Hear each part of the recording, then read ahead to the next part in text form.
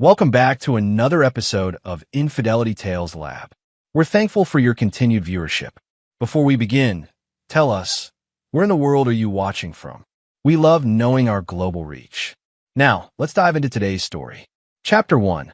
The Foundation of Iron. Vincent Holloway had built his empire on three principles: loyalty, precision, and consequence.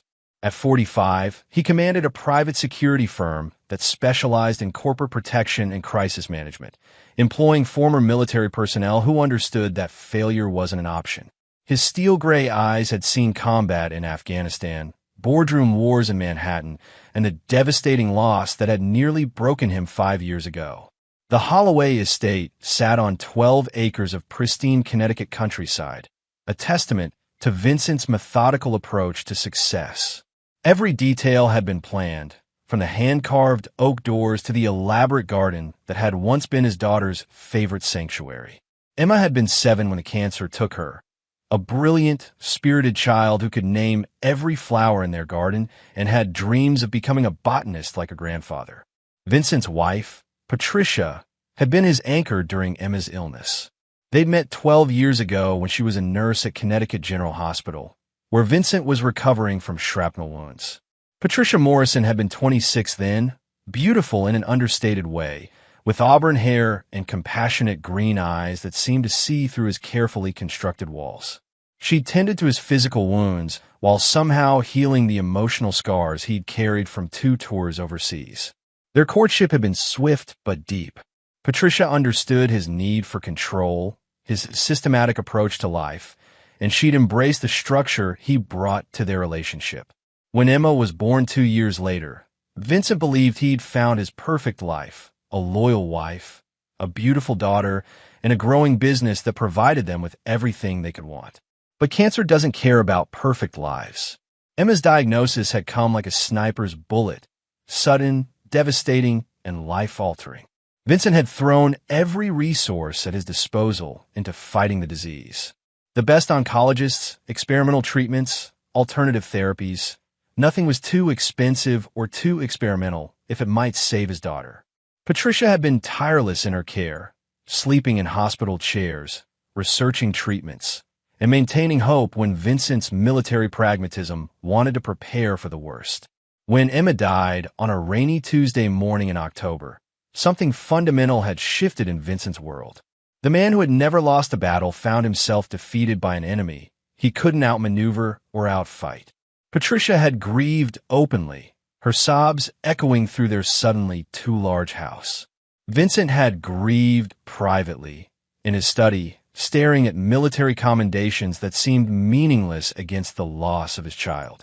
In the months following Emma's death, Vincent had thrown himself into expanding his business. He opened offices in 6 major cities, recruited the best operatives money could buy, and took on increasingly complex assignments.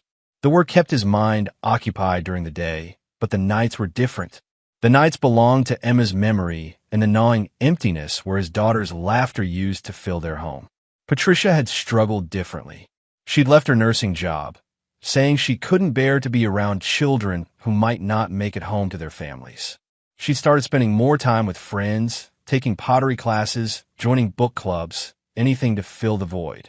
Vincent had supported her choices, understanding that people process grief differently. His own coping mechanism was work and the disciplined routine that had kept him alive in combat zones. But as the months turned into years, Vincent began to notice subtle changes in his wife. She'd become distant, spending entire afternoons away from the house without clear explanations. Her phone was always face down on tables, and she developed a habit of stepping outside to take calls. When Vincent asked about these changes, Patricia would cite grief counseling or support groups, and he'd accepted her explanations because he trusted her implicitly. Trust, Vincent had learned in the military, was the foundation of any successful operation. Without it, teams fell apart, missions failed, and people died. He'd built his marriage on that same principle, giving Patricia complete faith and expecting the same in return. Now, standing in his study on this crisp March evening, Vincent reviewed quarterly reports from his various offices. Business was booming: corporate espionage cases, executive protection details, and crisis management contracts that brought in more money than he'd ever imagined possible. His team was loyal, his reputation was impeccable, and his bank accounts were healthier than ever. Yet something felt wrong. It wasn't anything he could quantify or analyze, just a soldier's instinct that had kept him alive when logic alone wouldn't suffice. Patricia had been acting strangely for weeks, disappearing for hours at a time, and returning with explanations that felt rehearsed. She'd also been receiving more phone calls than usual, always stepping away to answer them privately. Vincent closed the financial reports and walked to the window overlooking Emma's garden. Patricia maintained it meticulously, keeping every flower bed exactly as their daughter had preferred. The garden was beautiful, but it was also a shrine to loss, a constant reminder of what they'd failed to protect. Tomorrow marked 5 years since Emma's death. Vincent had planned to spend the day at her gravesite, as he did every year. Patricia usually joined him, but this year she'd mentioned a prior commitment, something about a grief counseling retreat that had been scheduled months in advance. Vincent's phone buzzed with a text from Marcus Chun, his head of operations. "Boss, got those background checks you requested on the Morrison family. Nothing unusual in the files, but thought you should know Patricia's cousin Kevin was released from county lockup last month. Drug possession charges." Vincent frowned. Patricia had mentioned Kevin's troubles in passing, but she'd made it sound like minor traffic violations. Drug charges suggested a more serious problem, and Patricia's evasiveness about her family suddenly took on a different context. He was about to respond when he heard Patricia's car pulling into the driveway. Vincent checked his watch. 9:47 p.m. She'd left that morning for what she described as a day-long therapy session, but most legitimate counseling appointments didn't run this late. Vincent moved away from the window and settled behind his desk, opening a random file to appear busy. Patricia's footsteps echoed through the foyer, followed by the soft click of her heels on the hardwood stairs. She was going directly to their bedroom without stopping to check in, another small deviation from her normal routine. 5 minutes later, she appeared in his study doorway, dressed in clothes he didn't recognize. The black dress was more form-fitting than her usual style, and she was wearing makeup despite claiming to have spent the day in emotional therapy sessions. "How was your day?" she asked, her voice carrying a forced cheerfulness that made Vincent's instincts sharpen. "Productive," he replied, studying her face for tells. "How was the counseling session?" "Intense," Patricia said, avoiding direct eye contact. "Dr. Brennan thinks I'm making real progress with the grief work. She wants me to attend a weekend retreat next month." "That's good," Vincent said neutrally. "Where is this retreat being held?" Patricia hesitated for just a fraction of a second, long enough for Vincent to notice. "Upstate. Some kind of wellness center near Albany. I'll get you the details." Vincent nodded and returned his attention to the file, but his peripheral vision tracked Patricia's movements. She was nervous, shifting her weight from foot to foot in a way that suggested deception. In 20 years of reading people, first as a soldier, then as a security specialist, Vincent had learned to trust these subtle indicators. "I'm going to shower and go to bed," Patricia announced. "Tomorrow's going to be difficult." "I know," Vincent said. "I'll be up shortly." After Patricia left, Vincent opened his secure laptop and accessed the private investigation resources his company maintained. Within 30 minutes, he'd confirmed that Dr. Brennan was real, her practice was legitimate, and she did conduct grief counseling sessions. However, according to her office's scheduling system, which Vincent's people had accessed through methods that weren't entirely legal, Patricia Morrison Holloway wasn't listed as a patient. Vincent leaned back in his chair, processing this information with the same methodical approach he'd used to analyze enemy positions in Afghanistan. His wife was lying about her whereabouts, receiving suspicious phone calls, and displaying behavioral patterns consistent with deception. The question wasn't whether Patricia was hiding something, it was what she was hiding and why. He opened another secure channel and sent a message to Sarah Kovalev, his most skilled surveillance operative. "Need discreet monitoring on my wife starting tomorrow. Full package, movement tracking, communication intercepts, photographic documentation. Priority assignment." Vincent closed the laptop and walked to the window again, staring out at Emma's garden bathed in moonlight. Somewhere in those carefully tended flower beds lay the foundation of everything he'd built his life around: love, trust, and the belief that some things were sacred and unbreakable. If Patricia was betraying that foundation, she would learn what every enemy soldier and corporate adversary had discovered. Vincent Holloway was a man who never forgot a betrayal, and he never forgave one either. Chapter 2. Cracks in the Foundation. The morning of Emma's 5th death anniversary dawned gray and cold, matching Vincent's mood as he prepared for the annual pilgrimage to Graceland Cemetery. He'd maintained this ritual every year since the funeral, visiting Emma's grave alone first, then returning in the afternoon with Patricia for their shared remembrance. This year felt different. Patricia had left early, claiming her grief counseling retreat couldn't be rescheduled. She'd kissed his cheek with what felt like genuine remorse, promising to visit Emma's grave when she returned.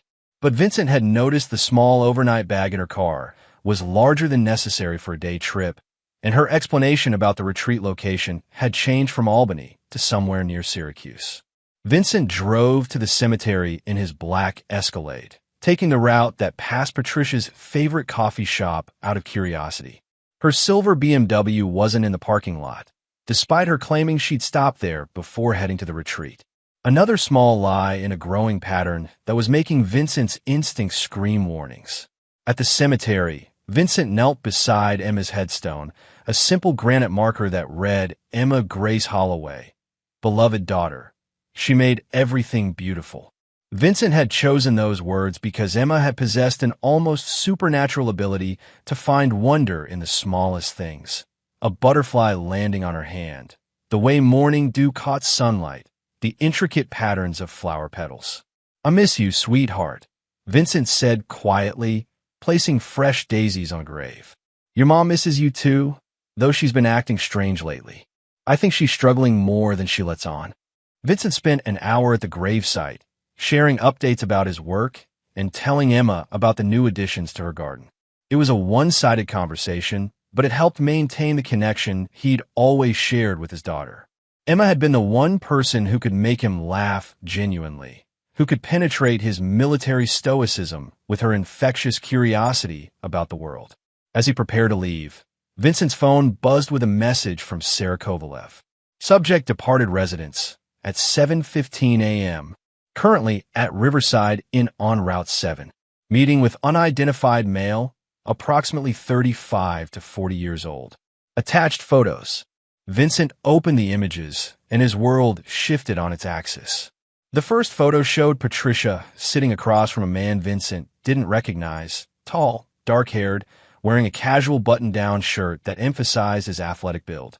They were holding hands across the table, and Patricia was smiling in a way Vincent hadn't seen in years. The second photo captured them kissing in the parking lot beside a red pickup truck. The third photo was worse. Patricia and the stranger were entering a room at the Riverside Inn, Patricia's hand on the man's chest in a gesture of obvious intimacy. Vincent stared at the images for a long moment, his military training taking over to suppress the emotional response threatening to overwhelm his analytical mind. Patricia wasn't at a grief counseling retreat. She was with another man at a hotel on the anniversary of their daughter's death, lying about her whereabouts and betraying 15 years of marriage. He forwarded the photos to his secure server and called Sarah. "I need full identification on the male subject. Background check, employment history, criminal record, financial status, everything. Also expand surveillance to include communication monitoring. I want to know how long this has been going on." "Copy that, boss. Should I maintain visual on the subjects?" "Affirmative. Document everything, but maintain distance. I don't want them to know they're being watched." Vincent drove home with the careful precision of a man operating on autopilot. His hands were steady on the steering wheel, his speed exactly at the limit, his route efficient and direct. But inside, something was systematically dismantling itself. The trust that had anchored his marriage, the belief that some things remained sacred even in a world full of betrayal. At home, Vincent went directly to his study and opened Patricia's laptop. He'd given her the password to his personal computers years ago as a gesture of complete trust, and she'd reciprocated. Now that trust was providing Vincent with access to information Patricia clearly hadn't intended him to see. Her email history revealed a pattern of deleted messages, but Vincent's security background had taught him that nothing was ever truly deleted.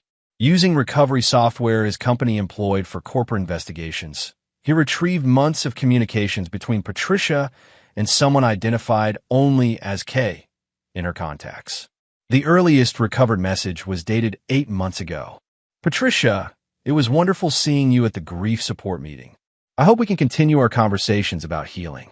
Your strength in dealing with loss is inspiring. K. The messages progress from there, becoming increasingly personal and intimate. Vincent read through months of exchanges that documented a relationship evolving from supposed grief counseling support to emotional intimacy to clear infidelity. The most recent message, sent that morning, was explicit in its planning. Can't wait to hold you today.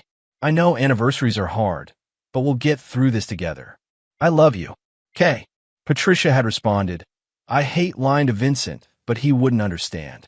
He's too rigid, too controlled. He doesn't know how to heal or let others heal. I love you too. See you soon. Vincent closed the laptop and walked to his safe, retrieving a bottle of bourbon he'd been saving for special occasions. He poured 3 fingers of the amber liquid and sat in his leather chair, processing the information with the same methodical approach he'd used to analyze enemy intelligence. The facts were clear. Patricia had been conducting an affair for at least 8 months, possibly longer. She'd used their daughter's death anniversary as cover for a romantic rendezvous with her lover. She'd characterized Vincent as rigid and controlled to justify her betrayal. Most damaging of all, she'd involved their shared grief in this deception, using supposed grief counseling as a cover story. Vincent's phone buzzed with an update from Sarah, subject identified as Keith Morrison, age 38, construction foreman at Morrison Building Company. Divorced, 2 children, lives in Waterbury. Possible relation to subject's family, same last name, investigating connection. Morrison. Patricia's maiden name was Morrison, which meant Keith was likely a relative, possibly the cousin Kevin that Marcus had mentioned or another family member Vincent hadn't met. The betrayal was deepening, involving not just infidelity, but deception about family connections. Vincent finished his bourbon and began planning with the same systematic approach he'd used for military operations and corporate security assignments. Patricia had made several critical errors. She'd underestimated his ability to uncover deception. She'd used their daughter's memory as cover for her betrayal, and she'd involved family members in a conspiracy against him. These weren't just tactical mistakes. They were personal insults that demanded consequences. Vincent opened his secure laptop and began researching Keith Morrison's background, employment, financial status, and personal relationships. Within 2 hours, he had a comprehensive profile of his wife's lover. A divorced construction worker with marginal finances, a history of workplace accidents, and 2 children he barely supported with irregular child support payments. Patricia had left a marriage to a successful businessman who'd provided her with luxury and security for an affair with a blue-collar worker who could barely manage his own life. The motivation clearly wasn't financial improvement, which meant it was either emotional or purely physical attraction. Vincent's military experience had taught him that enemies often revealed their weaknesses through their choices. Patricia's choice to involve family members suggested she was emotionally dependent on their support. Keith's financial struggles indicated he could be pressured through economic leverage. Both of them had children or stepchildren who could be affected by public exposure of their relationship. Most importantly, both Patricia and Keith had something to lose if their affair became public knowledge. Patricia's comfortable lifestyle and social standing, Keith's employment and relationship with his own children. Vincent began drafting a plan that would systematically dismantle everything Patricia and Keith valued, using the same precision and thoroughness he'd applied to enemy targets overseas. But this wouldn't be a quick strike. It would be a methodical campaign designed to make them understand the true cost of betraying Vincent Holloway. His phone rang with Patricia's number. Vincent let it go to voicemail then listened to her message. "Hi, honey. Just want to check in from the retreat. It's been very emotional, but helpful. I should be home around 8 tonight. Love you." Vincent saved the message as evidence and returned to his planning. Patricia would indeed find the day emotional, though not in the way she expected.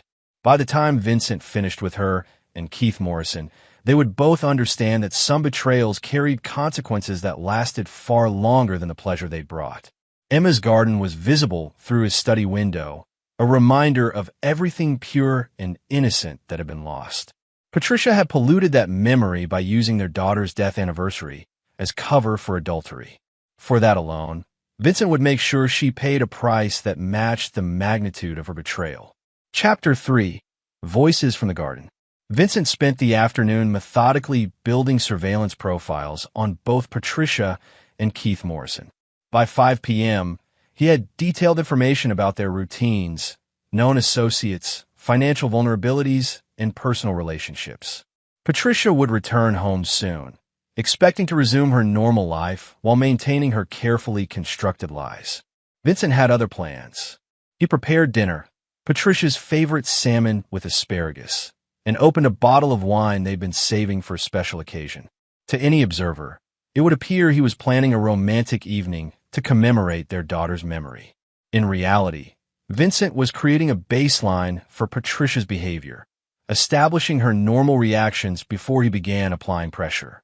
At 8:17 p.m., Patricia's BMW pulled into the driveway. Vincent watched from the kitchen window as she sat in the car for nearly 3 minutes, apparently composing herself before coming inside. When she finally entered through the mudroom, her expression was carefully neutral, the face of someone who'd spent the day practicing deception. "How was the retreat?" Vincent asked, embracing her with the same warmth he'd shown for 15 years of marriage. "Difficult, but helpful," Patricia replied, returning his embrace with what felt like genuine affection. Dr. Brennan introduced some new techniques for processing grief. "I think they might really help." Vincent studied her face, noting the micro-expressions that indicated both relief and continued anxiety. Patricia was committed to maintaining her lie, which suggested she viewed this affair as more than a temporary indiscretion. "I'm glad you're finding healing," Vincent said. "I made dinner. Thought we could honor Emma's memory together." Patricia's eyes filled with tears that appeared genuine. "That's perfect. I've been thinking about her all day." They ate dinner, making conversation about Emma's favorite foods and childhood memories. Patricia seemed more relaxed than she'd been in weeks, as if her day with Keith had somehow refreshed her ability to connect with Vincent. The irony wasn't lost on him. His wife was more affectionate when she was actively cheating than she'd been during their periods of marital difficulty. After dinner, they moved to the living room with wine. Patricia curled against Vincent on the sofa, her head on his shoulder in a gesture that had once felt natural but now seemed calculated. "I want to visit Emma's garden before bed," Patricia said quietly. "Will you come with me?" Vincent agreed, though he found the request troubling. Patricia was asking him to share their daughter's sacred space after spending the day in another man's bed. The violation felt profound, but Vincent masked his reaction behind the stoic expression that had served him in countless high-pressure situations. They walked through the garden together, Patricia pointing out new buds that indicated spring's arrival.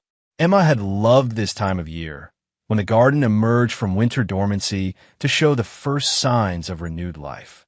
Patricia maintained the space with obsessive care, as if tending Emma's favorite flowers could somehow maintain a connection with their lost daughter. She would have been 12 this year, Patricia said, stopping beside the rose bushes Emma had helped plant in her final summer. Old enough to help with the garden design, maybe developing her own preferences for colors and layouts. Vincent nodded, remembering Emma's detailed plans for expanding the flower beds and adding a butterfly sanctuary. His daughter had possessed a sophisticated understanding of botany for such a young child, able to identify plant species and understand their growing requirements with remarkable accuracy. They stood in comfortable silence for several minutes, both lost in memories of Emma's enthusiasm for the garden and her plans for its future development. Vincent was about to suggest they go inside when Patricia gasped sharply and grabbed his arm. "Vincent!" she whispered, her voice tight with shock. "Do you see her?" Vincent followed Patricia's gaze toward the far corner of the garden, where Emma's butterfly sanctuary had been planned but never built. At first, he saw nothing unusual, just the shadowy outline of the garden shed and the tall oak tree where Emma used to read on summer afternoons. Then he saw movement. A small figure stood beside the oak tree, barely visible in the moonlight, but unmistakably child-sized. Vincent's military training kicked in immediately, his hand moving instinctively toward the concealed weapon he always carried. But as his eyes adjusted to the darkness, the figure became more defined, and Vincent's rational mind struggled to process what he was seeing. The child appeared to be approximately 7 years old, with long hair and wearing what looked like a white dress or nightgown. She was standing perfectly still, facing toward Vincent and Patricia with an expression he couldn't make out from this distance. "Emma," Patricia called softly, her voice breaking with emotion. The figure raised one hand in what might have been a wave, then began walking toward them with the careful, measured steps of a child navigating familiar territory in limited light. As she approached, Vincent's logical mind cataloged impossible details. The child's hair was the exact shade of auburn Emma had inherited from Patricia. Her height and build matched Emma's proportions at age 7, and her movements carried the distinctive grace Emma had displayed even as a toddler. "Father, I'm home," the child said, her voice carrying across the garden with perfect clarity. Vincent's world tilted sideways. The voice was unmistakably Emma's, not similar, not reminiscent, but exactly the same pitch, tone, and cadence their daughter had used. Patricia made a choking sound and stumbled backward against Vincent, her entire body trembling. "This isn't possible," Vincent whispered. But even as he spoke, the child continued approaching with Emma's characteristic confidence in the garden she loved so deeply. When she was close enough for Vincent to see her face clearly, his analytical mind simply shut down. The child was Emma. Same green eyes, same scattered freckles across her nose, same slightly crooked smile that had been Emma's most endearing feature. She looked exactly as she had on the day she died, healthy and vibrant and impossibly present in the garden where they'd scattered her ashes 5 years ago. "I couldn't believe my eyes," Vincent murmured, the words coming automatically as his conscious mind struggled to process the impossible scenario unfolding before him. Emma looked directly at Patricia, and Vincent saw tears streaming down his daughter's face, or the face of whatever was standing before them, wearing Emma's appearance. "Actually, Mother," Emma said, her voice carrying a weight of knowledge that no 7-year-old should possess, "I need to tell you something important. About Keith Morrison. About the lies you've been telling Father. About what you've been doing on days when you're supposed to be honoring my memory." Patricia made a sound like a wounded animal and collapsed to her knees in the garden soil. Vincent remained standing, his mind racing to understand how this apparition, whether real, supernatural, or some kind of elaborate hallucination, could possibly know about Patricia's affair. "You're not real," Patricia gasped. "You can't be real. Emma is dead. I watched her die. I held her when she took her last breath." The figure that appeared to be Emma tilted her head with the same curious expression their daughter had used when considering a complex question. "I am real, Mother. Real enough to see what you've been doing. Real enough to know how you've been betraying the man who loved us both more than his own life. Real enough to tell him the truth you've been hiding." Vincent's tactical mind began functioning again, analyzing the situation with the same systematic approach he'd used for any intelligence-gathering operation. Whether this was Emma's spirit, a grief-induced hallucination shared by both him and Patricia, or some other phenomenon he couldn't explain, the figure was providing him with confirmation of information he'd already discovered through surveillance. More importantly, Patricia's reaction suggested she believed she was actually seeing their dead daughter. Her guilt and shock were genuine, which meant Vincent could use this moment to extract information she might not reveal under normal circumstances. "Emma," Vincent said carefully, his voice steady despite the impossibility of the situation. "What is it you want to tell me about your mother and Keith Morrison?" The apparition turned toward Vincent with an expression of profound sadness. She's been lying to you for 8 months, father. Meeting him at hotels while claiming to attend grief counseling. Using my death as cover for her betrayal. She told him you're too rigid and controlled to understand healing. That she needs someone who can help her process emotions you supposedly can't handle. Patricia was sobbing now, her hands pressed against her face as if she could block out the vision or the accusations. Vincent felt a cold clarity settling over him. Not just from the supernatural revelation, but from seeing Patricia's guilt and shame displayed so nakedly. She plans to leave you, father, Emma continued. Keith has been pressuring her to divorce you and move in with him. She's been transferring money to secret accounts Keith helped her open. They've been planning this for months. Vincent absorbed this information with the same calm he'd shown when receiving intelligence briefings about enemy positions. Patricia was not only cheating, but actively planning to abandon their marriage and steal assets while doing so. The betrayal was comprehensive and premeditated. Why are you telling me this? Vincent asked the apparition. Because she used my memory to cover her lies, Emma replied, her voice carrying an anger that seemed too mature for her apparent age. Because she betrayed the man who fought harder than anyone to save my life. Because some betrayals are too great to forgive or forget. Emma turned back to Patricia, who was still kneeling in the garden soil. You have until morning to tell him the truth, mother. All of it. If you don't, I'll be back tomorrow night, and I won't be alone. The figure that appeared to be Emma began walking backward toward the oak tree, her form becoming less distinct as she moved away from them. When she reached the shadows beneath the tree, she simply faded away, leaving Vincent and Patricia alone in the garden with only the sound of Patricia's broken sobbing. Vincent helped Patricia to her feet and guided her back to the house, his mind already working through the implications of everything he'd witnessed. Whether Emma's appearance had been supernatural, psychological, or something else entirely, it had provided him with crucial intelligence about Patricia's plans and motivations. More importantly, it had given him leverage. Patricia clearly believed she'd seen their dead daughter, and that experience had shattered her composure completely. Vincent could use her guilt and fear to extract the full truth about her affair and her plans to leave him. Then he could begin implementing consequences that would make Patricia and Keith Morrison understand the true cost of betraying Vincent Holloway.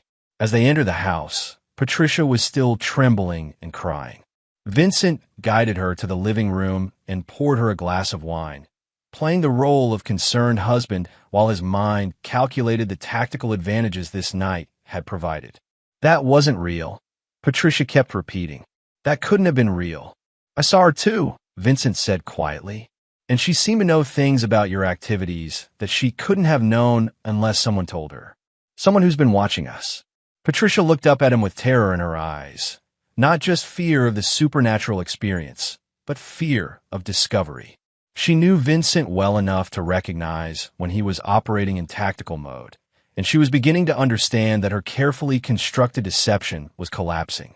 We need to talk, Vincent said, settling into his chair across from her. About grief counseling retreats that don't exist. About hotel meetings with men I've never met. About the truth you've been hiding while using our daughter's memory as cover. Patricia's face went white, and Vincent knew the real confrontation was about to begin. Chapter 4. The Truth Unraveled. Patricia sat frozen on the living room sofa, her wine glass trembling in her hands as Vincent settled into his leather chair with the calm precision of a military interrogator.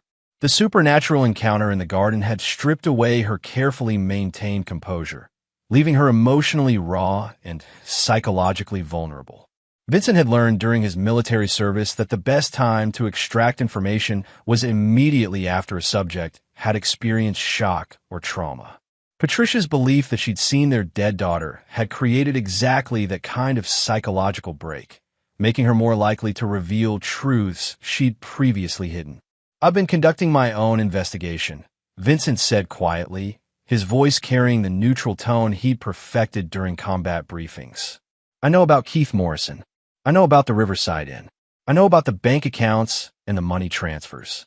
What I want to understand is why.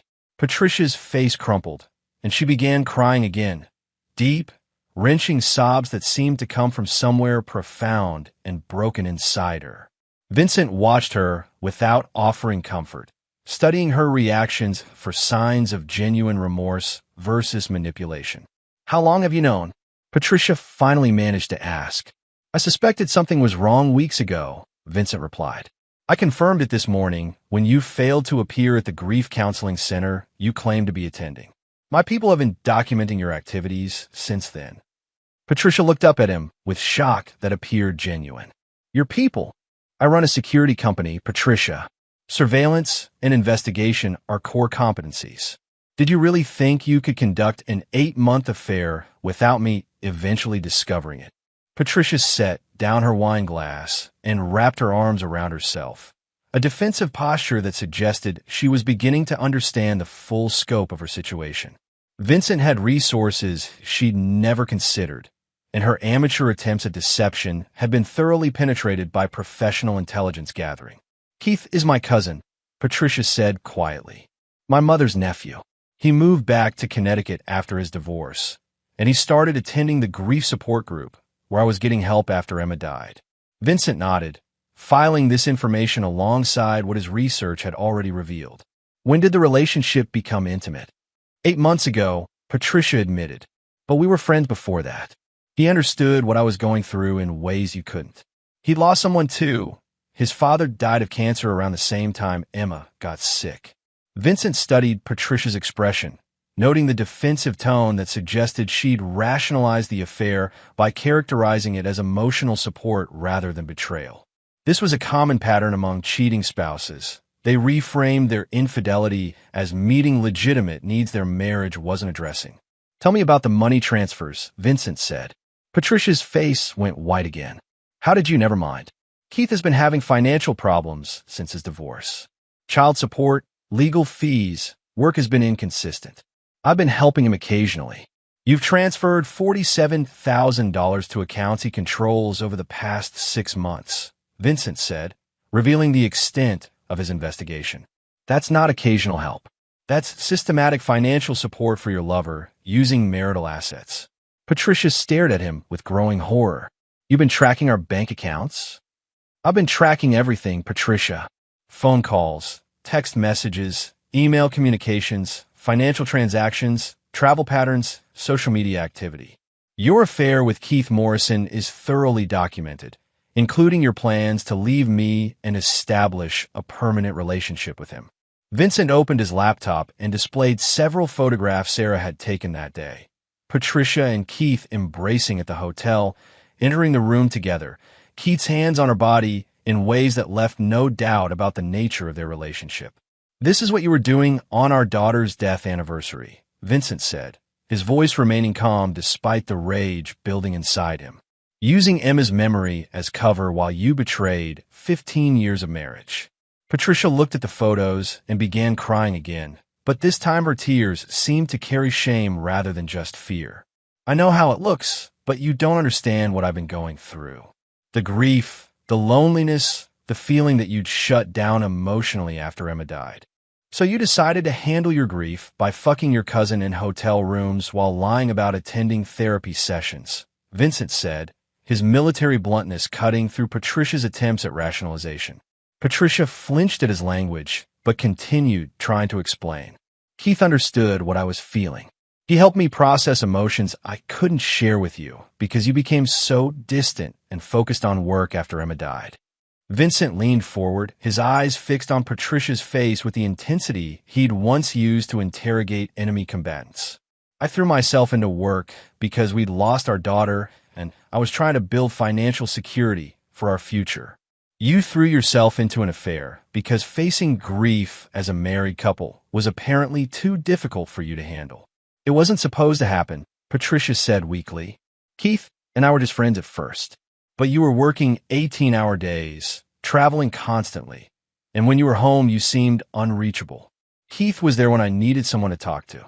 Vincent processed this explanation with clinical detachment. Patricia was describing a classic pattern of emotional infidelity escalating to physical betrayal, justified by perceived neglect within a marriage. But her timeline didn't match the evidence he'd gathered about her deception. You started lying about your whereabouts 3 months before your first documented sexual encounter with Keith, Vincent said. The emotional affair began much earlier than you're admitting, and you made deliberate choices to pursue it instead of addressing our marital problems directly. Patricia looked stunned that Vincent possessed such detailed knowledge of her activities. You've been spying on me for months? I've been protecting myself from being made a fool by someone I trusted completely, Vincent replied. A trust you violated systematically while using our daughter's death as justification for betraying our marriage. Vincent opened another file on his laptop, displaying financial records showing Patricia's secret accounts and the money she'd transferred to Keith. Tell me about your plans to leave me and move in with Keith Morrison. Patricia's face went completely white. How could you possibly know about that? Because I know everything, Patricia. Every conversation, every plan, every lie you've told to cover your tracks. What I want to understand is whether you intended to file for divorce or simply disappear with as much of our joint assets as you could steal. Patricia stood up abruptly and began pacing, her composure finally cracking completely under the weight of Vincent's comprehensive knowledge of her deception. This is insane. You've been conducting surveillance on your own wife like I'm some kind of criminal. You are a criminal, Vincent said calmly.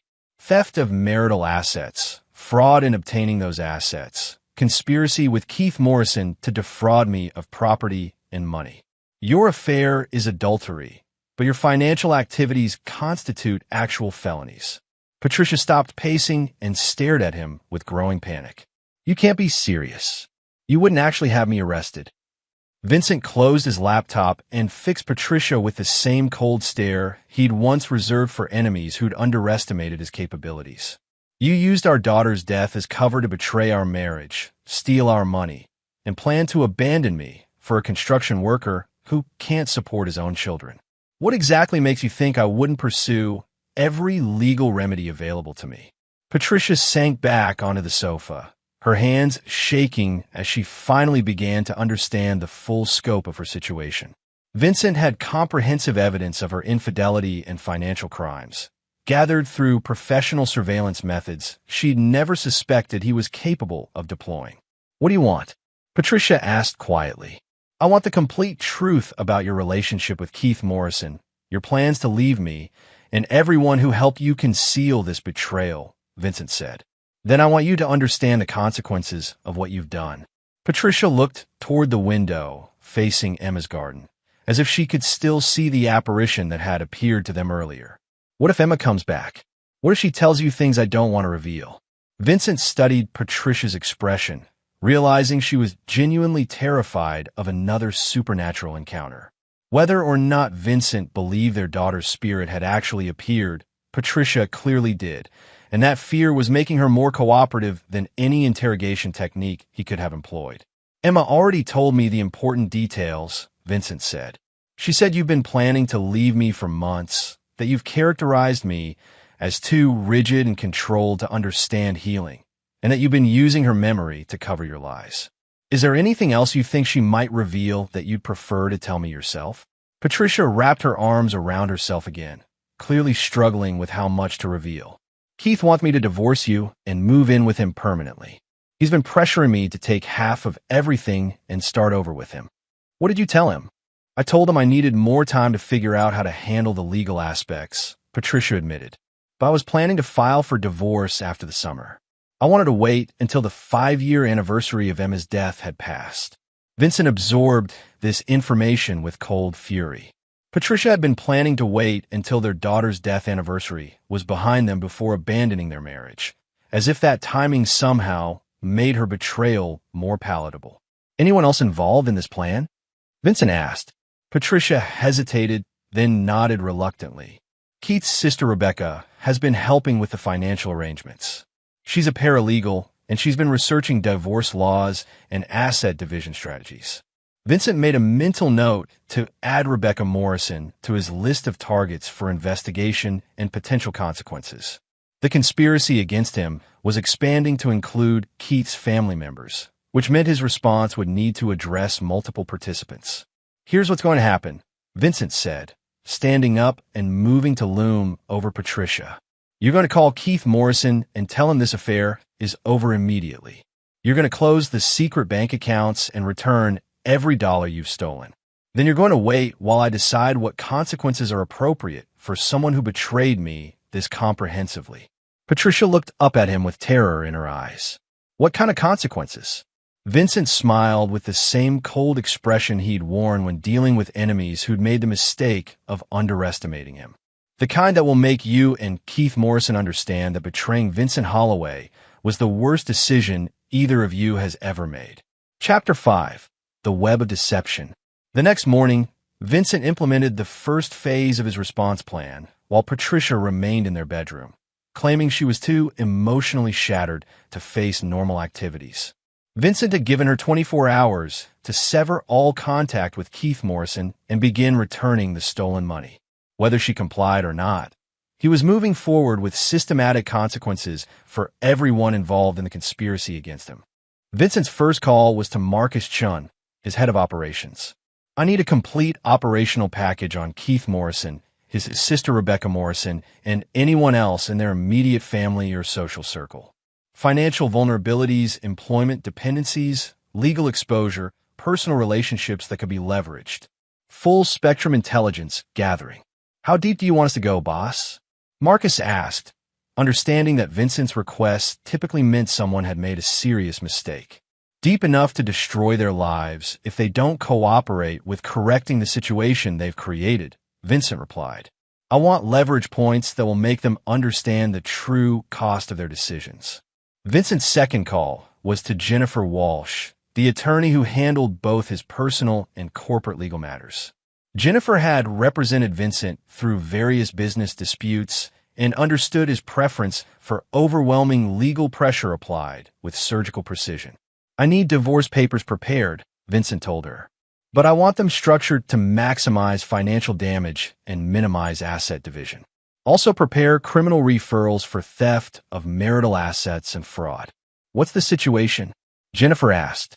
Vincent provided her with a concise summary of Patricia's 8-month affair, the financial transfers to Keith Morrison, and the conspiracy to defraud him of marital assets. Jennifer listened without interruption, taking notes that would allow her to craft legal responses designed to achieve maximum impact.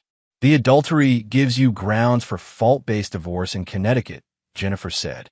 "Combined with the financial fraud, we can argue for minimal alimony and favorable asset division. The criminal charges could result in actual felony convictions if the prosecutor decides to pursue them.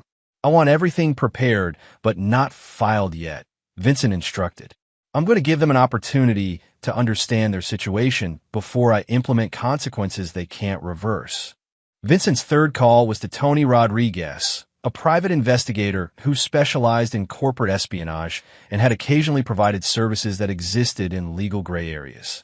Tony understood that certain problems required solutions that traditional law enforcement couldn't provide.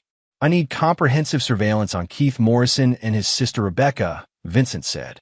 "But I also need you to identify pressure points in their personal lives. Employment situations that could be influenced, relationships that could be complicated, financial obligations that could be accelerated. You want us to develop leverage or just gather intelligence?" Tony asked. "Both. I want them to understand that crossing me carries consequences that extend far beyond their relationship with my wife." By noon, Vincent had mobilized the full resources of his security company against Keith Morrison and his family. Within hours, he would have detailed intelligence about their vulnerabilities, their relationships, and their dependencies. Then he could begin applying pressure with the same systematic approach he'd used against enemy targets in Afghanistan. Patricia emerged from their bedroom around 2 p.m., looking haggard and emotionally devastated. She'd clearly been crying for hours, and her hands were shaking as she attempted to pour herself coffee in the kitchen. "Have you contacted Keith Morrison?" Vincent asked, studying her reaction to gauge her compliance with his demands. Patricia nodded without looking at him. "I called him this morning. I told him we couldn't see each other anymore." "What was his response?" "He was angry," Patricia admitted. "He accused me of letting you intimidate me. He said if I loved him, I wouldn't let you control my decisions." Vincent filed this information as confirmation that Keith Morrison was going to be a problem requiring more aggressive intervention. Men who encouraged women to defy their husbands typically weren't easily discouraged by simple requests to end inappropriate relationships. "Did you close the bank accounts?" Vincent asked. Patricia hesitated, which provided Vincent with his answer before she spoke. "I closed one of them, but Keith said he needed time to transfer money from the other account before I shut it down. He has bills due that require immediate payment." Vincent felt cold fury building in his chest. Patricia was still prioritizing Keith Morrison's financial needs over repairing the damage she'd done to their marriage. Even after being confronted with comprehensive evidence of her betrayal, she was continuing to provide financial support to her lover. "How much money is still in Keith Morrison's control?" Vincent asked. "About $15,000, Patricia said quietly, but he promised to return it within a week." Vincent walked to his laptop and accessed the financial monitoring systems his company maintained. Within minutes, he'd confirmed that no money had been returned to their joint accounts, and Keith Morrison had actually withdrawn additional funds that morning. Keith Morrison withdrew another $3,000 2 hours ago, Vincent said, showing Patricia the transaction records. "He's not planning to return your money. He's planning to take as much as possible before you regain control of the accounts." Patricia stared at the computer screen with growing shock. "That can't be right. Keith said he just needed to pay his rent and child support before returning the rest." Vincent accessed additional financial records that Marcus had provided about Keith Morrison's spending patterns. "Keith Morrison spent $400 at a sports bar last night after you called to end your relationship. He spent another $600 at an electronics store this morning. He's not paying bills. He's going on a spending spree with money he stole from our marriage." Patricia sank into a kitchen chair, her face pale with the realization that Keith Morrison was stealing from her even as she was trying to protect him from Vincent's investigation. "I thought he loved me. I thought he was different from other men I'd known. He's a construction worker with marginal finances and a history of failed relationships," Vincent said bluntly. "He saw you as an opportunity to improve his situation through your access to my money. The moment you became a liability instead of an asset, he began stealing whatever he could take." Vincent opened another file containing surveillance photos of Keith Morrison's activities that morning. The images showed Keith with a woman Vincent didn't recognize, sharing breakfast at an expensive restaurant, and then entering a jewelry store together. "Who is this woman?" Vincent asked, displaying the photos for Patricia. Patricia stared at the images with growing horror. "That's his ex-wife, Lisa. He told me she was trying to reconcile with him, but he said he wasn't interested because he was committed to our relationship." Vincent pulled up additional surveillance photos showing Keith and Lisa Morrison entering a hotel together after leaving the jewelry store. "He bought jewelry for his ex-wife using money he stole from our marriage, then took her to a hotel room for what was obviously a romantic reconciliation." Patricia began crying again, but this time her tears seemed to carry betrayal and anger rather than just grief. "He was cheating on me while I was cheating on you. He was using our money to court his ex-wife." "Which means Keith Morrison is not just an adulterer and a thief," Vincent said. "He's also a manipulator who played you for access to financial resources while maintaining other relationships you didn't know about." Vincent closed the laptop and fixed Patricia with the same cold stare he'd used during military interrogations. "This is the man you chose to betray our marriage for. This is the man you characterized as understanding and supportive while you criticized me as rigid and controlled. This is the man you were planning to divorce me for and start a new life with." Patricia wrapped her arms around herself, clearly overwhelmed by the comprehensive scope of Keith Morrison's deception. "I was such a fool. I believed everything he told me about wanting to build a future together." "You were a fool," Vincent agreed without any attempt at softening the assessment. "But that doesn't change the fact that you systematically betrayed our marriage, stole our money, and used our daughter's memory as cover for your lies. Keith Morrison being a manipulative thief doesn't excuse your choices." Patricia looked up at him with desperate eyes. "What can I do to fix this? How can I make this right?" Vincent considered her question, analyzing whether Patricia's apparent remorse was genuine or simply another manipulation tactic designed to avoid consequences. Her shock at discovering Keith Morrison's additional betrayals seemed real, but that didn't necessarily mean she was prepared to accept full responsibility for her own actions. "First, you're going to help me recover every dollar Keith Morrison stole from our marriage," Vincent said. "Then you're going to provide me with complete information about everyone who helped you conceal this affair. Finally, you're going to understand that your marriage to me is over, and your future depends entirely on how cooperative you are with cleaning up the mess you've created." Patricia stared at him with growing panic. "You're divorcing me?" "Our marriage ended the moment you decided to betray it for a construction worker who is obviously using you for financial gain," Vincent replied. "The only question now is whether that divorce happens amicably with you retaining some dignity and financial security, or whether it happens after criminal charges that leave you with nothing but legal bills and a felony record." Patricia began crying again, finally understanding that her choices had consequences that extended far beyond the temporary pleasure of her affair with Keith Morrison. Vincent watched her emotional breakdown with cold satisfaction, knowing that this was only the beginning of the justice he would extract from everyone who had betrayed him. His phone buzzed with a message from Marcus Chun. "Complete intelligence package ready for your review. Keith Morrison and his sister have multiple vulnerabilities we can exploit. Ready to proceed with operational plans when you give the word." Vincent responded with a single word: proceed. The systematic destruction of Keith Morrison and everyone who had helped him would begin within hours, and Vincent intended to make sure they understood that betraying Vincent Holloway carried consequences that lasted far longer than whatever temporary benefits they'd gained from their deception. Chapter 6: The Noose Titans.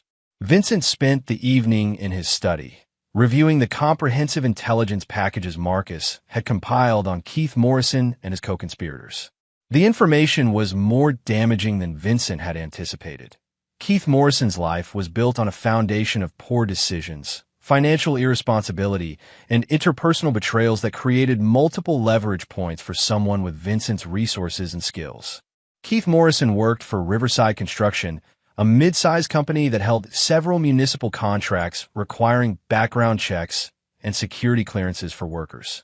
Keith's drug possession charges from 5 years ago had been expunged, but Vincent's people had access to records that could resurrect those criminal issues if properly presented to the right authorities. More importantly, Keith owed substantial back child support to his ex-wife Lisa, and his current employment was the only thing preventing wage garnishment that would reduce his income below survival levels. Keith's relationship with his 2 children was already strained due to his financial irresponsibility, and any disruption to his employment would likely destroy those connections permanently. Rebecca Morrison, Keith's sister, worked as a paralegal for a small law firm that specialized in family court cases. She'd been helping Keith and Patricia plan their financial strategies, while simultaneously handling legal paperwork that created conflicts of interest with her professional obligations. Rebecca's employment situation was precarious. She'd been written up twice for attendance issues and was currently on probation for minor workplace infractions. Most interesting of all, Keith Morrison's reconciliation with his ex-wife Lisa appeared to be motivated primarily by his need for stable housing. Keith had been evicted from his apartment 3 months ago for non-payment of rent and had been staying in cheap motels ever since. His affair with Patricia had provided him with financial resources to maintain appearances, but Lisa's willingness to let him move back into their former family home offered him the stability he couldn't achieve independently. Vincent opened his secure communication system and sent coordinated instructions to his team members. By morning, Keith Morrison and his family would begin experiencing consequences that would make them understand the true cost of their conspiracy against Vincent Holloway. Marcus Chun received orders to contact Riverside Construction's bonding company with information about Keith Morrison's drug history and recent financial irregularities. Construction companies couldn't afford to employ workers who pose liability risks, and Keith's position would become untenable once his employer understood his background and current legal exposure. Tony Rodriguez received instructions to approach Lisa Morrison with photographic evidence of Keith's affair with Patricia, along with financial records showing Keith had spent marital assets belonging to another couple on gifts for his paramour. Lisa Morrison was already angry about Keith's inconsistent child support payments. Learning that he'd been funding an affair while neglecting his children would likely result in immediate legal action. Jennifer Walsh received authorization to file criminal complaints against Keith Morrison for theft and fraud, while simultaneously preparing civil suits that would attach any assets Keith might attempt to hide or transfer. Keith's financial situation was precarious enough that even minor legal pressure would create overwhelming stress. Sarah Kovalev received orders to begin comprehensive surveillance of Rebecca Morrison, documenting any activities that might violate her professional ethics obligations or create additional legal exposure. Rebecca's position as a paralegal required her to maintain certain standards of conduct, and her involvement in Patricia's conspiracy could result in professional sanctions that would destroy her career. Vincent also prepared psychological pressure that would be applied to Keith Morrison through channels he'd developed during his military service. Keith Morrison was about to discover that some enemies possessed resources and skills far beyond anything he'd encountered in his limited civilian experience. At midnight, Vincent implemented the first phase of his operational plan. Vincent's phone calls began with David Kumar, the supervisor at Riverside Construction, who was responsible for maintaining the company's security clearances and regulatory compliance. David owed Vincent a favor from a previous security consultation, and he understood that Vincent's recommendations carried serious weight in the local business community. "I need to bring some information to your attention about one of your employees," Vincent said. "Keith Morrison has been involved in activities that could create liability issues for your company and jeopardize your municipal contracts." Vincent provided David with carefully edited information about Keith's drug history, his current legal troubles related to theft charges, and his involvement in financial fraud schemes. David listened with growing concern, understanding that municipal contractors couldn't afford to employ workers with criminal backgrounds or ongoing legal problems. "I'll need to review his employment file and consider our options," David said. "If what you're telling me is accurate, Keith Morrison's continued employment could put our bonding and insurance coverage at risk." Vincent's second call was to Detective Lisa Rodriguez at the Connecticut State Police Financial Crimes Unit. Lisa specialized in prosecuting fraud cases involving theft of marital assets, and she'd worked with Vincent's company on several previous investigations. "I have evidence of systematic theft and fraud involving marital assets," Vincent told her. "The perpetrators have been transferring money to accounts they control while lying about the intended use of those funds. The total amount stolen exceeds $50,000. Vincent provided Lisa with comprehensive documentation of Patricia's transfers to Keith Morrison, along with evidence that Keith had misrepresented his intentions when requesting the money. Lisa reviewed the information and confirmed that Keith's actions met the legal definition of fraud under Connecticut law. "This is definitely prosecutable," Lisa said. "I'll need your wife to file a formal complaint, but we can bring criminal charges against Keith Morrison that could result in felony convictions." Vincent's third call was to Rebecca Morrison's employer, attorney Michael Brennan, who ran the law firm where Rebecca worked as a paralegal. Vincent had researched Michael's background and discovered he was obsessive about maintaining his firm's professional reputation and avoiding any appearance of ethical violations. "I have information about one of your employees that suggests potential ethical violations," Vincent told Michael. "Rebecca Morrison has been providing legal advice to parties involved in a marital fraud scheme while failing to disclose conflicts of interest or obtain proper supervision." Vincent detailed Rebecca's involvement in planning Patricia's financial strategies while simultaneously helping Keith Morrison conceal assets and avoid legal consequences. Michael listened with obvious concern, understanding that ethical violations by his support staff could result in professional sanctions against his entire practice. "I'll need to investigate these allegations immediately," Michael said. "If Rebecca has been providing unsupervised legal advice or participating in fraudulent schemes, her employment with this firm will be terminated immediately." By 3 a.m., Vincent had set in motion a systematic campaign that would destroy Keith Morrison's employment, legal standing, financial security, and family relationships within 72 hours. Keith Morrison would wake up to discover that his affair with Patricia had brought him to the attention of someone with resources and skills far beyond anything he'd imagined possible. Vincent returned to his bedroom to find Patricia still awake, staring at the ceiling with obvious anxiety. She'd heard him making phone calls from his study, and she understood enough about Vincent's capabilities to know he was implementing consequences for Keith Morrison's theft and deception. "What did you do?" Patricia asked quietly. "I protected our interests and ensured Keith Morrison faces appropriate consequences for his actions," Vincent replied. "By tomorrow evening, Keith Morrison will understand that stealing from Vincent Holloway was the worst decision he's ever made." Patricia turned to look at him with growing fear. "You're destroying his life." "Keith Morrison destroyed his own life when he decided to steal from our marriage and manipulate you into betraying me," Vincent said coldly. "I'm simply ensuring he experiences the natural consequences of those choices." Patricia was quiet for several minutes, processing the implications of Vincent's response. She'd clearly expected him to be angry about her affair, but she hadn't anticipated the systematic and comprehensive destruction Vincent was capable of implementing against his enemies. "What about me?" Patricia asked. "What consequences do I face?" Vincent turned to look at her with the same cold expression he'd worn when interrogating enemy combatants. "That depends entirely on how cooperative you are with helping me recover our stolen money and how genuinely remorseful you are about betraying our marriage." Patricia nodded silently, finally understanding that her future depended entirely on Vincent's assessment of her value and trustworthiness. She'd gambled everything on an affair with a man who'd been using her for financial gain, and now she was completely dependent on the mercy of the husband she'd betrayed. Vincent closed his eyes and began planning the next phase of his campaign against Keith Morrison and his family. The systematic destruction had only just begun, and Vincent intended to make sure everyone involved understood that some betrayals carried consequences that lasted far longer than whatever temporary pleasure they provided. Chapter 7. The First Strike.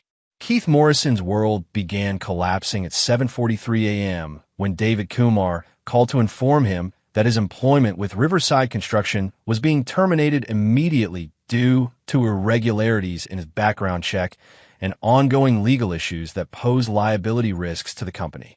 "I don't understand," Keith said, his voice groggy from a night spent drinking with his ex-wife Lisa to celebrate their reconciliation. "My background check was clear when I was hired." "What legal issues?" "We've received information about criminal activities you're involved in," David explained. "Theft charges, fraud allegations, and financial irregularities that could affect our bonding and insurance coverage. You need to turn in your company equipment and clear out your locker by 5 p.m. today." Keith Morrison had never heard of Vincent Holloway, had no idea that his affair with Patricia was being monitored by professional intelligence operatives, and couldn't understand how his carefully hidden financial activities had suddenly become known to his employer. But he was about to learn that some husbands possessed resources far beyond those of ordinary civilians. At 9:15 a.m., Keith received a visit from Detective Lisa Rodriguez, who arrived at his hotel room with a warrant for his arrest on charges of theft of marital assets and fraud. Keith answered the door in his underwear, still disoriented from the previous night's drinking and completely unprepared for the legal consequences of his relationship with Patricia. "Keith Morrison, you're under arrest for theft and fraud involving marital assets belonging to Vincent and Patricia Holloway," Detective Rodriguez announced, displaying her badge and the arrest warrant. "You have the right to remain silent." Keith's protest that he'd been given the money voluntarily fell on deaf ears. Detective Rodriguez had comprehensive documentation showing that Keith had misrepresented his intentions when requesting financial assistance, had violated the terms under which the money was provided, and had continued stealing even after being told to return funds. The booking process took 3 hours, during which Keith was photographed, fingerprinted, and processed into the criminal justice system as a felony defendant. His bail was set at $50,000, far more than Keith could afford, especially since his bank accounts had been frozen as part of the fraud investigation. At 11:30 a.m., while Keith was sitting in a county jail cell wearing orange coveralls and trying to understand how his life had transformed so dramatically, his ex-wife Lisa Morrison received a visit from Tony Rodriguez. Tony presented Lisa with comprehensive photographic evidence of Keith's affair with Patricia Holloway, along with financial records showing that Keith had spent thousands of dollars of stolen money on restaurants, gifts, and hotel rooms for his paramour, while failing to make child support payments for his own children. Your ex-husband has been stealing money from another couple to fund an extramarital affair, Tony explained, showing Lisa the surveillance photos of Keith and Patricia embracing at various hotels. This is where the money went that should have been supporting your children. Lisa Morrison stared at the photographs with growing fury. She'd agreed to reconcile with Keith based on his promises that his financial situation had improved and he was ready to be a responsible father and partner. Learning that his apparent prosperity was based on stealing from another family while neglecting their own children ignited a rage that years of disappointment had been building toward. "Where is Keith now?" Lisa asked, her voice tight with controlled anger. "He was arrested this morning on felony theft and fraud charges," Tony replied. "His bail is set at $50,000, and his assets have been frozen pending resolution of the criminal case." Lisa Morrison immediately called her attorney to file for emergency custody modifications that would terminate Keith's visitation rights and accelerate child support collection efforts. She also contacted the local newspaper's crime reporter to ensure Keith's arrest would receive public attention that would make his legal problems more difficult to resolve quietly. At 1:45 p.m., Rebecca Morrison received a call from her employer, attorney Michael Brennan, ordering her to report to his office immediately for termination proceedings. Michael had spent the morning reviewing Rebecca's activities and confirming that she'd been providing unauthorized legal advice while failing to disclose conflicts of interest. "You've been terminated for cause," Michael informed Rebecca when she arrived at his office. "Your involvement in planning fraudulent financial schemes while representing this firm creates liability issues we cannot tolerate." Rebecca's protests that she'd only been helping family members were dismissed by Michael, who understood that ethical violations by support staff could result in professional sanctions against his entire practice. Rebecca's termination was immediate and permanent, with no severance pay and a notation in her employment file that would make finding similar work extremely difficult. At 3:20 p.m., Keith Morrison used his one phone call from county jail to contact Patricia, desperate for bail money and legal assistance. He'd spent hours in lockup trying to understand how his carefully concealed affair had suddenly resulted in arrest, job loss, and comprehensive legal problems. "Patricia, I need your help," Keith pleaded when she answered. "I've been arrested for stealing your money, but you know you gave it to me voluntarily. I need you to tell the police this is all a misunderstanding." Patricia listened to Keith's desperate requests with growing clarity about the man she'd betrayed her marriage for. Keith Morrison wasn't calling to apologize for deceiving her about his ex-wife or to express concern about the consequences his actions had brought to her marriage. He was calling to demand additional assistance that would require her to lie to law enforcement officers investigating his criminal activities. "I can't help you," Patricia said quietly. "Vincent has comprehensive evidence of everything we did. The police have records showing you lied about needing money for bills when you were actually spending it on your ex-wife and other personal expenses." Keith's voice became angry and demanding. "You owe me this, Patricia. If you hadn't been so weak and let your husband intimidate you, we could have handled this situation before it got out of control." Patricia hung up the phone, finally understanding that Keith Morrison viewed her as an asset to be exploited rather than a person to be loved. His desperate phone call had revealed his true character: manipulative, selfish, and willing to blame others for consequences created by his own choices. At 5:30 p.m., Vincent received comprehensive updates from his team members confirming that Phase 1 of his response plan had been implemented successfully. Keith Morrison was in jail facing felony charges. His employment had been terminated, his ex-wife was pursuing aggressive legal action, and his sister had lost her job due to ethical violations. But Vincent was just getting started. Vincent called Patricia into his study and showed her photographs of Keith Morrison being arrested, processed into jail, and sitting in a holding cell wearing prison coveralls. The images were stark evidence of how quickly Keith's life had collapsed once Vincent applied professional-level pressure. "This is what happens to people who steal from me," Vincent said, displaying the arrest photos on his laptop screen. "Keith Morrison woke up this morning thinking he was getting away with using our money to reconcile with his ex-wife. By evening, he was in jail facing felony charges that could result in years in prison." Patricia stared at the photographs with obvious shock. "You had him arrested?" "I provided law enforcement with evidence of crimes Keith Morrison committed," Vincent corrected. "The police made their own decision to prosecute based on that evidence." Patricia studied the images of Keith in his jail cell, finally understanding the full scope of Vincent's capabilities and resources. "What happens to him now?" "That depends on whether he's smart enough to cooperate with resolving the situation he created," Vincent replied. "If Keith Morrison returns our money and accepts responsibility for his actions, his legal problems might be resolved relatively quickly. If he continues lying and trying to manipulate the situation, his problems will become much worse." Vincent opened another file containing surveillance footage of Keith's desperate phone call to Patricia that afternoon. "Keith Morrison called you from jail, demanding that you lie to police to help him avoid consequences for his crimes. That suggests he hasn't learned anything from this experience yet." Patricia watched the footage of Keith's angry demands that she commit additional crimes to help him avoid punishment for his theft. "He said I owed him help because I was too weak to stand up to you. Keith Morrison is a manipulator who used you for financial gain while maintaining other relationships you didn't know about," Vincent said. "Everything that's happening to him now is the natural consequence of choices he made freely."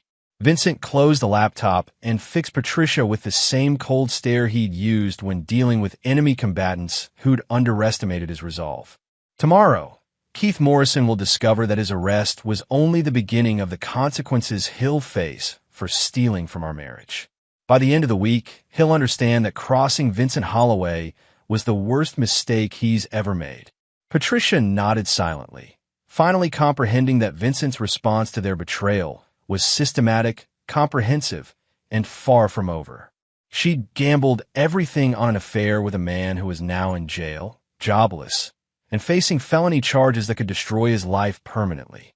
The noose was tightening around Keith Morrison, and Vincent intended to make sure it continued tightening until Keith understood the true cost of betraying someone with Vincent's resources and determination. Chapter 8. The Final Blow. Keith Morrison spent 3 days in county jail before his court-appointed attorney managed to arrange bail through a bond that would cost Keith's family everything they owned. By the time Keith was released on Thursday morning, Vincent's systematic campaign had destroyed every aspect of Keith's life with surgical precision. Keith emerged from jail to discover that his sister Rebecca had been fired from her paralegal position and was facing professional sanctions that would prevent her from working in the legal field. His ex-wife Lisa had obtained emergency custody orders, terminating his visitation rights with his children, and was pursuing wage garnishment that would claim 60% of any future income he might earn. Most devastating of all, Keith's reconciliation with Lisa had ended permanently when she learned about his affair with Patricia and his theft of marital assets. Lisa Morrison had filed for a restraining order that prohibited Keith from contacting her or their children, and she provided local media with information about Keith's arrest that had resulted in newspaper coverage of his criminal charges. But Vincent wasn't finished. On Thursday afternoon, Keith Morrison received a visit from 2 representatives of Riverside Construction's bonding company, who informed him that his employment termination had created liability issues that required him to repay training costs and equipment damages totaling $37,000. "This is a standard provision in your employment contract," explained Janet Walsh, the bonding company's recovery specialist. "When employees are terminated for cause involving criminal activities, they become liable for training investments and equipment costs incurred by the company." Keith protested that he'd never seen such provisions in his employment paperwork, but Janet produced signed documents that clearly outlined his financial obligations. Keith's attorney reviewed the contracts and confirmed that the terms were legally enforceable. Keith Morrison owed Riverside Construction money he couldn't possibly pay. How am I supposed to come up with $37,000 when I can't even find work? Keith asked desperately. That's not our concern, Janet replied. You have 30 days to arrange payment, or we'll pursue wage garnishment and asset attachment through the courts. Keith Morrison was trapped in a financial nightmare that grew worse every day. His criminal charges carried potential prison sentences of up to 5 years. His employment prospect had been destroyed by his arrest record, and he owed money to multiple parties while his assets remained frozen by the fraud investigation. On Friday morning, Vincent implemented the final phase of his campaign against Keith Morrison. Vincent's call to District Attorney Michael Torres was brief and professional. Torres had worked with Vincent's security company on several high-profile cases and understood that Vincent's information was always accurate and legally solid. I have evidence that Keith Morrison has been making threats against witnesses in his fraud case, Vincent reported. Specifically, he's been pressuring my wife to lie to investigators and commit perjury to help him avoid prosecution. Vincent provided Torres with recordings of Keith's jail phone calls, including his angry demands that Patricia lie to police and his threats to make her pay if she didn't help him beat the criminal charges. Torres reviewed the evidence and confirmed that Keith's actions constituted witness intimidation and obstruction of justice. This adds federal charges to his case, Torres explained. Witness intimidation in federal fraud cases carries mandatory minimum sentences that significantly increase his potential prison time. Keith Morrison was arrested again on Friday afternoon, this time on federal charges that made bail nearly impossible and carried sentences that would keep him in prison for years. His court-appointed attorney reviewed the new charges and advised Keith that his only realistic option was to plead guilty and hope for a reduced sentence through cooperation with authorities. But Keith Morrison's problems were about to become much worse. On Saturday morning, Vincent received an encrypted message from Tony Rodriguez containing intelligence that would provide Vincent with the final leverage he needed to destroy Keith Morrison completely. The message contained financial records showing that Keith Morrison had been stealing from Riverside Construction for months before his affair with Patricia began. Keith had been inflating material costs on municipal projects and keeping the difference for personal use, a scheme that had netted him approximately $20,000 in stolen public funds. More damaging still, Keith had been providing confidential bid information to competing contractors in exchange for cash payments that had allowed certain companies to underbid Riverside Construction on lucrative municipal contracts. Keith's corruption had cost his employer hundreds of thousands of dollars in lost revenue, while enriching himself and his co-conspirators. Vincent immediately contacted Detective Rodriguez with this new information, providing her with comprehensive documentation of Keith Morrison's theft from his employer and his conspiracy to defraud municipal governments. This changes everything, Detective Rodriguez said after reviewing Vincent's evidence. Keith Morrison wasn't just stealing from your marriage. He was stealing from taxpayers and conspiring to defraud government contracts. These are major felony charges that carry decades in prison. Detective Rodriguez contacted federal prosecutors, who immediately opened an investigation into Keith Morrison's construction fraud schemes. Within hours, Keith was facing additional charges that carried potential sentences of 20 to 30 years in federal prison. Keith Morrison's attorney reviewed the expanded charges and advised him that his legal situation had become hopeless.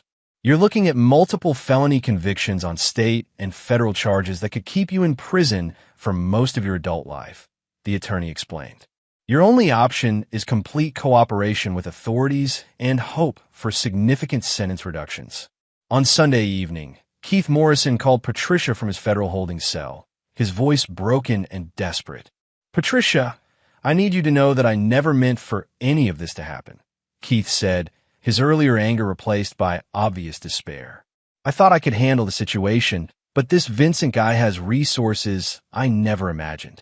Patricia listened to Keith's defeated tone with a mixture of pity and relief that she was no longer connected to his criminal activities. What are you going to do? My attorney says I have to plead guilty to everything and cooperate with the investigation, Keith replied. They're offering me 12 years in federal prison if I provide information about everyone who helped me steal from the construction company. Patricia absorbed this information with growing understanding of how completely Vincent had outmaneuvered Keith Morrison. 12 years. That's if I cooperate fully, Keith said. If I try to fight the charges, I could get 30 years or more. Vincent Holloway has evidence of crimes I didn't even know he knew about. Keith Morrison was financially ruined, professionally destroyed, and facing more than a decade in federal prison. His children had been taken away. His ex-wife despised him. His sister had lost her career because of his actions, and his future consisted of nothing but legal battles and imprisonment. Vincent Holloway had systematically dismantled Keith Morrison's entire existence using methods that were completely legal but utterly devastating in their scope and precision. On Monday morning, Patricia found Vincent in his study reviewing financial documents related to recovering their stolen assets. Keith Morrison's cooperation with federal authorities was expediting the return of their money, and civil judgments would ensure Patricia recovered every dollar Keith had stolen. "It's over," Patricia said quietly, settling into the chair across from Vincent's desk. Vincent looked up from his paperwork with the same cold expression he'd maintained throughout the entire campaign against Keith Morrison. "Keith Morrison's punishment is over. Your consequences are just beginning." Patricia stared at him with growing fear. "What do you mean?" Vincent opened his laptop and displayed divorce papers that had been prepared for immediate filing. "Keith Morrison was a thief and a manipulator who used you to steal from our marriage. But you were the one who chose to betray our marriage, and you were the one who used our daughter's memory to cover your lies." Patricia studied the divorce documents with growing panic. "I thought if I helped you get the money back and cooperated with ending the affair, we might be able to work things out. Our marriage ended the moment you decided to betray it," Vincent said coldly. "What happened to Keith Morrison was justice for his crimes.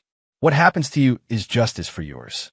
Vincent had destroyed Keith Morrison as an example of what happened to people who stole from him.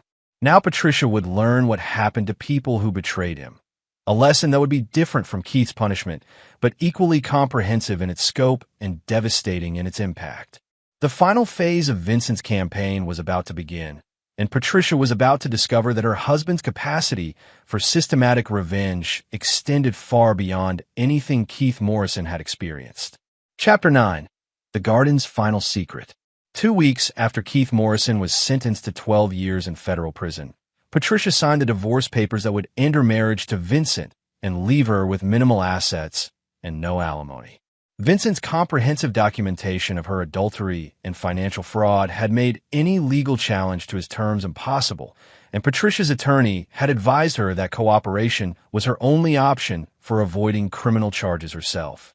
Patricia would receive their old house in Hartford, the modest home they'd owned before Vincent's business success, along with enough money to survive for approximately 2 years if she lived frugally. Vincent would retain the estate, his business, all investment accounts, and the majority of their joint assets. Patricia's affair had cost her 15 years of marriage and financial security that would have lasted her lifetime. On her final night in the estate, Patricia walked through Emma's garden one last time, remembering the supernatural encounter that had triggered the discovery of her affair and Keith Morrison's betrayal. The garden was beautiful in the moonlight, every flower and plant perfectly maintained as a living memorial to their daughter. Patricia was about to return to the house when she heard footsteps behind her. "Father, I'm home," came Emma's voice, exactly as clear and recognizable as it had been 2 weeks earlier. Patricia turned to see the same apparition of their 7-year-old daughter, wearing the same white dress and displaying the same ethereal presence that had terrified and amazed them before. But this time, Emma wasn't alone. Standing beside Emma was Vincent himself. Not the current Vincent, but Vincent as he'd appeared 7 years ago when Emma was still alive. He looked younger, less hardened by grief and military discipline, wearing the casual clothes he'd preferred for family time rather than the business suits that had become his uniform after Emma's death. "Hello, Patricia," the younger Vincent said, his voice carrying warmth that the current Vincent had lost over years of building his security empire. "Emma wanted to say goodbye before you leave." Patricia stared at both apparitions with shock that surpassed her original encounter with Emma alone. "You're both dead?" "I'm not dead," the younger Vincent replied. "But the man you married, the man who laughed with Emma in this garden and believed marriage was sacred, he died when Emma did. What's left is someone else entirely." Emma moved closer to Patricia, her expression carrying the same mature wisdom that had seemed so unnatural during their first encounter. "Mother, I need you to understand something important about Father." Patricia knelt down to Emma's eye level, her hands shaking as she tried to process this impossible conversation. "What do you need me to understand?" "Father loved us more than his own life," Emma said. "When I got sick, he spent every dollar he had and called in every favor he'd earned trying to save me. When that wasn't enough, he made deals with people who demanded payment in ways that changed him forever." The younger Vincent nodded sadly. "I promised Emma I would do anything to save her. Anything. When conventional medicine failed, I contacted people with access to experimental treatments that weren't available through normal channels." Patricia listened with growing horror as the implications became clear. "What kind of deals?" "The kind that require me to use my military skills for purposes that had nothing to do with serving my country," the younger Vincent replied. "The kind that connected me with criminal organizations who had resources doctors couldn't access. The kind that turned me into someone who could systematically destroy human lives without feeling remorse." Emma reached out and took Patricia's hand, her touch feeling surprisingly solid and warm. "Father saved my life twice using treatments he obtained through those connections. But the cancer came back stronger each time, and the people who helped him demanded more and more in return." "What do they demand?" Patricia asked, though she was beginning to understand the answer. "They wanted him to become one of them," the younger Vincent explained. "They wanted a former military operative who could solve problems that required violence and intimidation. They wanted someone who understood tactics and strategy and had no moral limitations when pursuing objectives." Patricia stared at the apparition of her husband, finally understanding how the warm, loving man she'd married had transformed into the cold, calculating strategist who destroyed Keith Morrison with surgical precision. "Vincent sold his soul to save Emma's life," Patricia whispered. "And when Emma died anyway, the man who'd made that bargain died with her," the younger Vincent confirmed.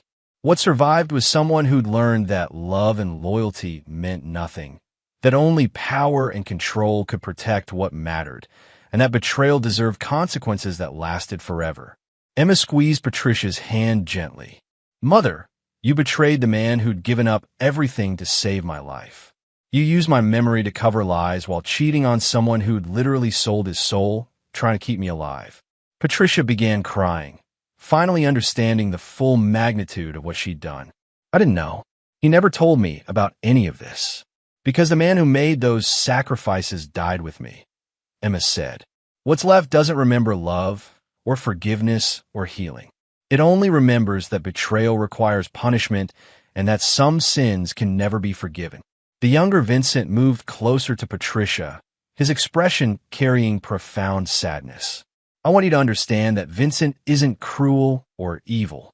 He's just become someone who can't trust or forgive, because doing so would require him to feel emotions that died with Emma." Patricia looked toward the house where the current Vincent was probably working in his study, planning or managing the empire he'd built on the foundation of the deals he'd made to save their daughter. "Is there any way to reach the man you used to be?" Patricia asked. Emma and the younger Vincent exchanged a look that suggested they'd already considered this question extensively. "The man I was died believing that love and sacrifice could overcome anything," the younger Vincent said. "What replaced him believes that only power and control can prevent loss. Those beliefs are incompatible." Emma released Patricia's hand and stepped back toward the oak tree where she'd first appeared. "Mother, you need to understand that Father's punishment of you and Keith Morrison wasn't about revenge. It was about enforcing the only moral code he has left, that betrayal requires consequences." "Will I ever see you again?" Patricia asked, though she suspected she already knew the answer. Emma smiled with the same sweetness she'd shown as a living child. "You'll see me in the flowers you plant in your new garden, in the children you might help as a nurse again, in the kindness you show to people who are grieving what they've lost. The younger Vincent nodded farewell to Patricia. Take care of yourself, and don't try to save the man I became. That's not your responsibility anymore. Both apparitions began walking backward toward the oak tree, their forms becoming less distinct as they moved away from Patricia. When they reached the shadows beneath the tree, they simply faded away, leaving Patricia alone in the garden with only the sound of wind through the leaves. Patricia returned to the house and finished packing her belongings, understanding now that her marriage had ended not when she began her affair with Keith Morrison, but 5 years earlier when Emma died and Vincent's desperate attempts to save her had transformed him into someone who could no longer love or forgive. The next morning, Patricia moved out of the estate and into the modest house in Hartford that would be her new home. Vincent was already at his office when she left, maintaining his routine of systematic work that kept him functional but not truly alive. As Patricia drove away from the estate for the final time, she looked back at Emma's garden through her rearview mirror.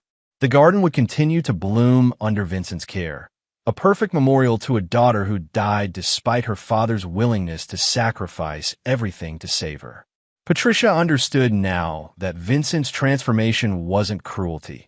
It was the logical result of a man who'd learned that love led to loss, trust led to betrayal, and mercy led to repeated victimization. Keith Morrison had stolen from someone who'd already given up everything that mattered, and Patricia had betrayed someone who'd already sacrificed his humanity trying to save what he loved most. Vincent Holloway would continue building his empire and implementing consequences for those who crossed him. But the man who'd once laughed with Emma in the garden and believed marriage was sacred would never return. That man had died with his daughter, leaving behind someone who could function but never again truly live.